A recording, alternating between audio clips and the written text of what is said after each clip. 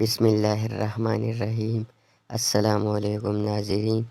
ایک بادشاہ کے دربار میں ایک اجنبی نوکری کی طلب لیے حاضر ہوا۔ قابلیت پوچھی گئی، کہا سیاسی ہوں۔ عربی میں سیاسی افہام و تفہیم سے مسئلہ حل کرنے والے کو کہتے ہیں۔ بادشاہ کے پاس سیاستدانوں کی بھرمار تھی۔ اسے ہاس گھوڑوں کے استبل کا انچارج بنا لیا، جو حال ہی میں فوت ہو چکا تھا۔ چند دن بعد بادشاہ نے اس سے اپنے سب سے مہنگے اور عزیز گھوڑے کے متعلق دریافت کیا۔ اس نے کہا نسلی نہیں ہے۔ بادشاہ کو تعجب ہوا۔ اس نے جنگل سے سائس کو بلا کر دریافت کیا۔ اس نے بتایا گھوڑا نسلی ہے، لیکن اس کی پیدائش پر اس کی ماں مر گئی تھی۔ یہ ایک گائے کا دودھ پی کر اس کے ساتھ پلا بڑھا ہے۔ اجنبی کو بلایا گیا۔ تم کو کیسے پتہ چلا؟ اصلی نہیں ہے، اس نے کہا۔ جب یہ گھاس کھاتا ہے تو گایوں کی طرح سر نیچے کر کے، جبکہ نسلی گھوڑا گھاس منہ میں لے کر سر اٹھا لیتا ہے۔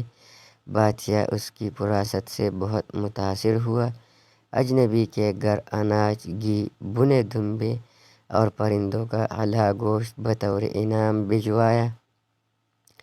اس کے ساتھ ساتھ اسے ملکہ کے محل میں تعینات کر دیا۔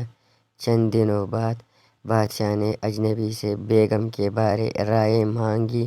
اس نے کہا طور طریقے تو ملکہ جیسے ہے، لیکن شہزادی نہیں ہے۔ بادشاہ کے پیروں تلے سے زمین نکل گئی۔ حواس بحال کیے، ساس کو بلا بھیجا، معاملہ اس کے گوش گزار کیا۔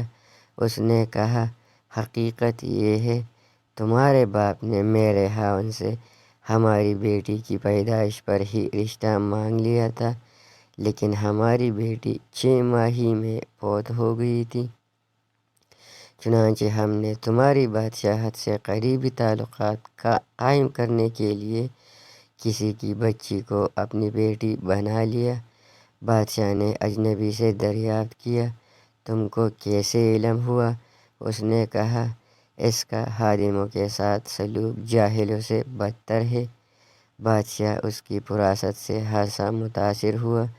بہت سا اناج، بھیڑ بکریاں بطور انعام دی، ساتھ ہی اسے اپنے دربار میں متعین کر دیا۔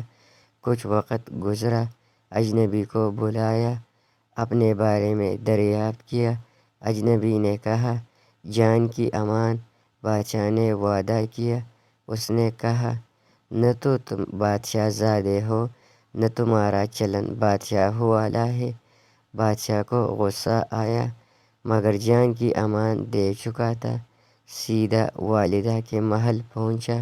والدہ نے کہا یہ سچ ہے، تم ایک چرواہے کے بیٹے ہو، ہماری اولاد نہیں تھی تو تمہیں لے کر پالا۔ بادشاہ نے اجنبی کو بلایا، پوچھا بتا تجھے کیسے علم ہوا؟